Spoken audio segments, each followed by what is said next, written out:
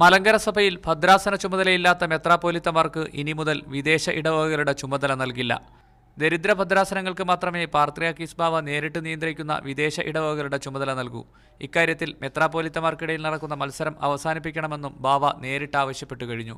മലങ്കരയിലെ മെത്രാപ്പോലിത്തമാർക്ക് സ്വതന്ത്ര ചുമതല നൽകണമെന്ന ആവശ്യവും ബാവ പരിഗണിച്ചേക്കും.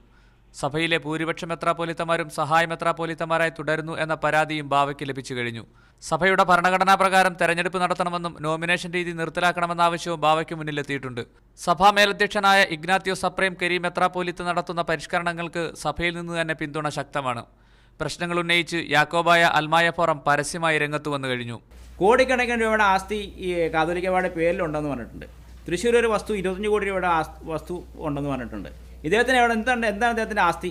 ഇദ്ദേഹത്തിൻ്റെ കുടുംബം എന്ന് പറഞ്ഞാൽ സത്യത്തിൽ പറഞ്ഞു കഴിഞ്ഞാൽ യാക്കോബായ സഭയിലെ ഒരു പുരോഹിതനാകാൻ പോലും അദ്ദേഹത്തിന് യോഗ്യത ഉണ്ടായിരുന്നില്ല.